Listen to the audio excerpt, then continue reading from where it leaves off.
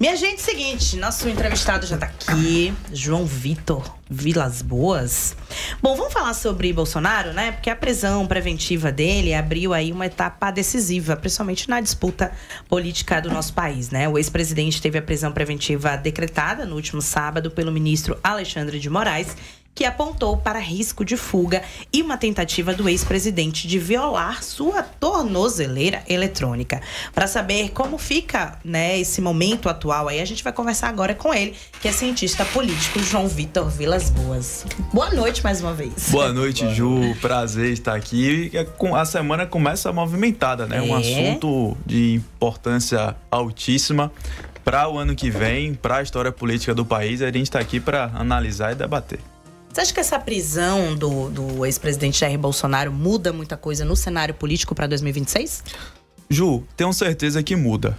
Agora, a gente precisa ponderar que Bolsonaro inelegível e no momento preso. Mas o bolsonarismo, ele não perdeu sua capilaridade política. A grande questão é quem de fato vai conseguir herdar esse espólio eleitoral. Eu percebo o bolsonarismo, ele é como uma tríade, né? Tem a questão dos valores morais, do conservadorismo, tem a figura do anti-institucionalismo, muito voltado ao STF, e o antipetismo. Essa, na minha opinião, a minha leitura é o que configura a base do bolsonarismo. Então, qual dos postulantes a essa herança que vai conseguir agregar essas características do bolsonarismo, mas também sem perder eleitores do centro que querem escapar dessa polarização? Eu acho que esse é um tema muito importante para a gente observar 2026. Que hoje você tem, eu enxergo, né? Posso estar enganado, dois caminhos de quem vai herdar isso, né? Que é Tarcísio, governador de São Paulo, e Flávio Bolsonaro, né? Que é o que, segundo dizem jornais aí, foi o que a família bateu o martelo de que seria o candidato à presidência. Eu acho que nessa linha aí da sua tese de que seria um candidato que não fizesse tanto esquerda e direita, eu acho que Tarcísio está num caminho mais aberto, né? Perfeito. A gente tem o Tarcísio, a gente tem o Caiado, a gente tem o Ratinho Júnior, algumas figuras que de fato, o próprio Romeu Zema, governador de Minas Gerais, sim, que estão num páreo para de fato herdar esse espólio político. Mas como você citou, Diogo, não há nenhuma impossibilidade de uma viabilidade de chapa nesse sentido, com Tarcísio sendo a figura mais benquista unindo os partidos do Centrão e o próprio Flávio Bolsonaro como vice, né? Uma ratificação do apoio do bolsonarismo. Tem também a Michelle, que está no páreo, mas acredito que em termos de volume político, o Flávio pode chegar mais forte nessa disputa e fazer uma composição de chapa harmônica dentro do centro-direita. Né? Que em Brasília é dada como certo Michelle senadora, né? Em Brasília, candidata pelo Distrito Federal mesmo. Diz que lá ela está liderando pesquisa. Perfeito, perfeito. Agora, uma coisa assim, me chamou bastante atenção nessa prisão, né, do ex-presidente, que é a mobilização, ou melhor, a falta de mobilização popular, que eu esperava mais e até então não vi. E me causou uma estranheza e, de repente, Gil falou do enfraquecimento do bolsonarismo.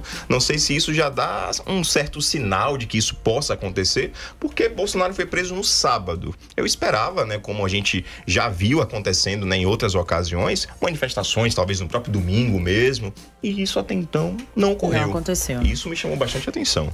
Verdade. Até se a gente fizer um parâmetro comparativo com o episódio da prisão do presidente Lula, à época, a gente percebeu uma movimentação muito grande, né? E hoje, com o Bolsonaro, a gente não tem observado isso até o momento, inclusive não só em Brasília, né, o local que ele está preso, mas também nas principais capitais. A gente tem, por exemplo, no Farol da Barra, sempre há atos, né, de apoio ao presidente. A gente não tem visto isso em São Paulo também da mesma forma. Até o momento, é uma movimentação, como o Diego observou, muito tímida, né? Mas eles têm também, Diego, uma movimentação forte no digital, né? Sim. Eu tenho recebido, fake news ou não, uma leva de mensagens pelo WhatsApp. Instagram eu não tenho, então não tenho acesso a isso, mas pelo WhatsApp... Grupos, né? WhatsApp. Direto. E eles são bons disso, né? Isso é verdade. Agora, João, mais uma vez, né, o STF aí é o centro dessa movimentação né, contra, né, a direita, né? Você acha que com essa prisão pode também intensificar esse grupo de oposição no nosso país aí contra o STF? Olha, Ju, eu tenho dito que o STF se tornou um ator político e jurídico muito importante na figura do país. Da última vez que eu estive aqui, eu até fiz um paralelo que antigamente a gente está há pouco menos de um ano da Copa do Mundo. E eu até brinquei, eu falei, as pessoas antes sabiam de có e salteado, como diz o ditado, a escalação da seleção brasileira para a Copa do Mundo, mas tinha um desconhecimento muito grande dos ministros do STF. Já hoje, se você conversar com as pessoas, você observa o contrário. É verdade, as pessoas não sabem quem está na seleção, mas sabem os 11 ministros e ainda conhecem o estilo de votação dos ministros, né? O que é algo assim que requer um pouco mais de especialidade. Você sabe, às vezes, até quem indicou. Eu estava essa semana, inclusive, dia 21, logo após o feriado que consolidou a indicação de Jorge Messias para a vaga de Barroso, estava em um almoço e aí chegou uma pessoa que não é, assim, muito político, né? E aí a gente estava conversando sobre essa questão do STF e ele falou, o presidente Lula indicou Jorge Messias, aquele que foi o garoto de recado, se referindo àquele episódio passado. Então você percebe que as pessoas realmente têm buscado efetivamente conhecer mais sobre o Supremo, ainda que para criticar, né, Ju? Ao mesmo tempo que eu vejo as pessoas muito próximas da política ultimamente, né, dos últimos anos aí, principalmente depois da eleição de Bolsonaro, também me preocupa também a desinformação, né? Sim. Porque aí você, principalmente esse grupo de oposição, eles são informados por um grupo específico, né? Então, assim, quanto mais gente tá falando de política, mas tem muita gente também que não sabe o que tá falando. O problema da desinformação também, né? É verdade. E como o Diogo apontou, a direita ela tem essa capilaridade digital muito grande. Então a gente recebe uma série de vídeos que a gente que tem um pouco mais de convívio com a bolha percebe que não tem veracidade, mas outras pessoas que não têm essa convivência com a política diariamente, talvez até falte conhecimento dos bastidores, acaba tomando aquilo como uma verdade, né? Não, essa semana, tem uns 15 dias, eu mandei pra Diego. Não sei se você lembra, Diego, sobre aquela mulher do padre Sim. Que o marido pegou embaixo da pia do banheiro do padre lá e tal. E aí eu recebi um vídeo dizendo que o marido tinha perdoado.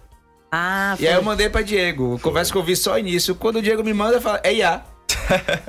Imagina. Por falar em IA, gente, vocês se preocupam o ano que vem de eleições, assim, com...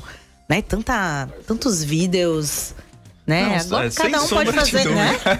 Eu tô preocupada. Já começou, na verdade, cada vez mais os vídeos são mais verossímeis, né? Mais próximo da realidade, e isso em diversas perspectivas. A própria voz, o rosto. Gente, isso dá medo. Eu fico com medo. Eu tenho medo disso. O João, você falou aí da indicação, né, do presidente Lula, né, para o STF, o Jorge Messias. E essa indicação do presidente aconteceu, inclusive, na quinta-feira, né, que foi o Dia da Consciência Negra, inclusive. O presidente foi bastante criticado, inclusive pela própria militância. Eu vi muitos influenciadores, inclusive, pessoas envolvidas na própria política também, que criticaram bastante a indicação do presidente Lula, né, do Jorge Messias. Era algo que já era previsível, tudo indicava que seria ele. Mas como é que você viu aí essa indicação? E se você acha que isso, de repente, pode não enfraquecer o presidente Lula, né, mas gerar essa onda de críticas, né, ao presidente, né? Muitas pessoas esperavam uma mulher, né, uma mulher negra, enfim. Você trouxe um aspecto interessante de se analisar a respeito da militância do PT, que no Dia da Consciência Negra repugnou, né, a indicação de Jorge Messias. Por outro lado, também, essa ausência de uma figura feminina gerou repercussão, porém há uma outra repercussão dentro dessa indicação, que é uma disputa velada entre o presidente Lula e o presidente do Senado, Davi Alcolumbre. Davi Alcolumbre fazia toda a ressalva ao nome do Rodrigo Pacheco, ao senador, e Lula, o presidente, acabou comprando essa briga e indicando Jorge Messias.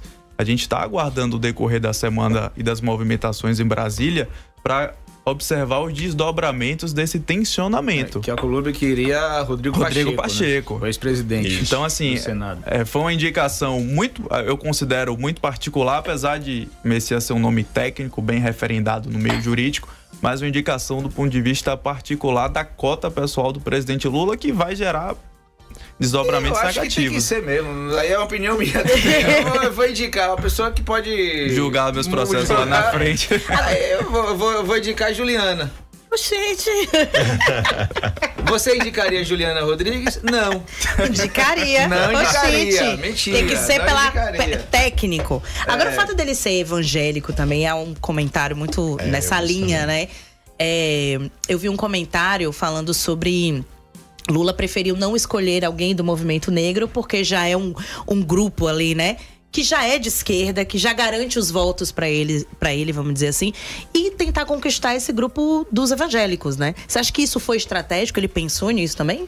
Ju, política eu digo que é a arte dos acenos, né? O presidente Lula ele fez um aceno recentemente para a militância com a indicação de Guilherme Boulos. Ele deu uma acalmada dentro da militância raiz. E agora ele precisa, sobretudo com a aproximação da eleição de 2026, fazer aceno para novos públicos, sobretudo aqueles com as quais eles não têm capilaridade. E o público evangélico é um público que o presidente não tem uma aceitação tão elevada. Então eu acredito sim que não deixa de ser um aceno. À esquerda, né? Então, de forma geral. De forma geral. Verdade. Né? Aqui na Bahia também é a mesma coisa. Verdade. Do mesmo modo. Muito bem, vamos falar então de Bahia? Bora? Pegando fogo também, né? Rapaz. Babadeiro, viu? Me conte, assim, como é que você tá avaliando nesse momento aqui a Bahia? O cenário político. A política, Diogo, é como uma nuvem, né? Você olha aqui agora, ela tá de um jeito, você abaixa a cabeça, olha de novo e já mudou. Se a gente pegar um recorte aí de temporal de 15 dias, a Semineto, ele tava um pouco escanteado da disputa, um pouco retraído.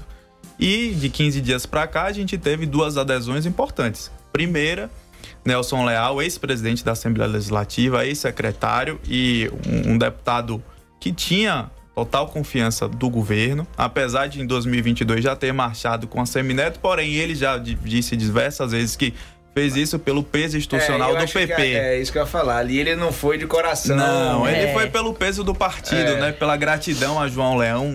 E, inclusive, ele já falou que foi a eleição mais difícil da vida dele. Isso. Gerou um desgaste de saúde muito grande, um desgaste pessoal de você reacomodar os prefeitos. Então a gente teve o Nelson, que agora assume o papel de coordenador da campanha, uma figura muito experiente. E logo em seguida, Cafu Barreto, né, que é deputado, foi vice-líder do governo Jerônimo, tem uma penetração muito grande na região de Irecê, foi prefeito de Bititá. Então a Semineto, ele volta ao cenário com total força, né? Quem acha que a eleição de 2026 ela já está ganha, com certeza está muito equivocado, vai ser muito disputada. Vale lembrar que a diferença na última eleição não foi uma diferença tão absurda, 400 mil votos de diferença, não é algo difícil de ser retirado, não. Na Bahia é muito tranquilo de ser revertido. Na Bahia isso é rápido. Verdade. E agora, uma opinião, sendo só esse Bavi, é eleição de primeiro turno. Eleição de primeiro turno. Consolidado o Bavi, a gente tem o João Roma, que acabou atrapalhando o Neto na última eleição, já acomodado. O Aleluia ponderou a possibilidade, mas não vejo viabilidade. Eu acredito, Diogo, que realmente a gente vai ter um Bavi mesmo. Você falou dos dois deputados, né? Tanto Nelson quanto Cafu, e também há uns burburinho aí que há a possibilidade de outros deputados também da base do governo também fazerem essa adesão, né? A movimentação está muito intensa. É o famoso toma lá da cá, né? A gente teve as adesões em torno de ACM Neto e o governo prontamente tem tentado responder.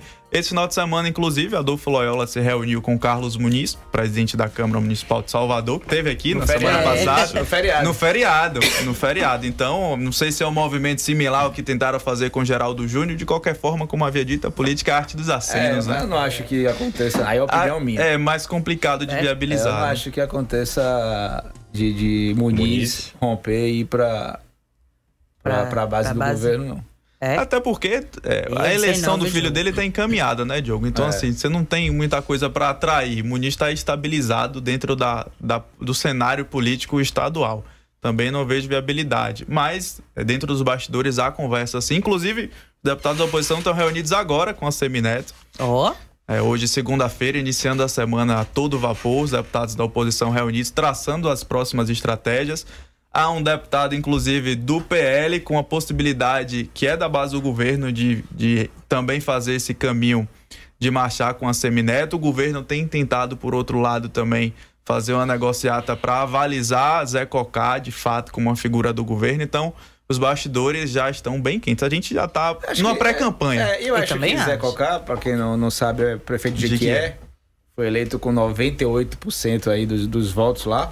Eu acho que Zé Cocá é mais uma questão que ele vem falando isso constantemente na imprensa, se o governo cumprir com as promessas que foi feito no palanque, nas visitas do governador, ele fica com o governador. Se não cumprir, ele vai continuar onde está.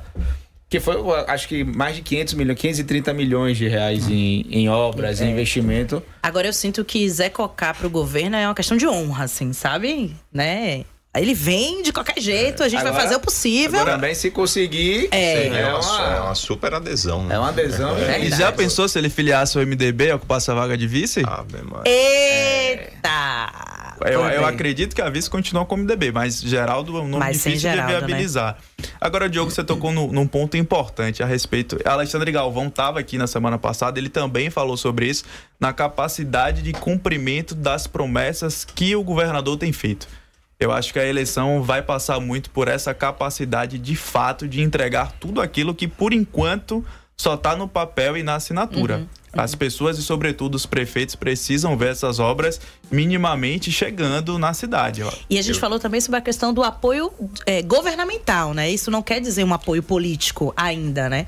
E que passa muito por essas confirmações dessas promessas, né? Então, nesse momento, ali é um apoio governamental. Eu, como prefeito, tô apoiando o governo. Tá ali, claro, vai querer, né? Investir na sua cidade. Ele vai dizer que não, que eu sou de oposição. Mas a partir de abril aí a coisa pode mudar completamente. Eu vi até um vídeo esses dias do prefeito, se não me engano, de Sítio do Mato, né? Que inclusive acho que é compadre de ACM Neto, né? E que ele foi bem claro, ele disse que se dependesse Jerônimo, né?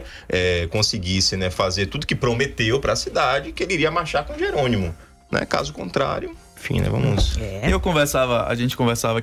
Pra quem não sabe, eu e o Diego, nós somos conterrâneos, né? De uma cidade chamada São Felipe. Verdade. Num recôncavo baiano. Cidade pequena. Melhor cidade da Bahia. Eita. E a gente conversava sobre isso. A dificuldade que o prefeito tem, efetivamente, de governar uma cidade, porque muitas vezes a folha municipal é comprometida com a folha pessoal, né? Da prefeitura, dos funcionários, e você não tem como recusar. O prefeito não tem, às vezes, condição de viabilizar uma pavimentação com recursos próprios. Então você não pode ignorar a participação do governo do estado em obras importantes, até porque, no fundo, o prefeito quer a sua reeleição ou quer fazer seu sucessor. Com certeza.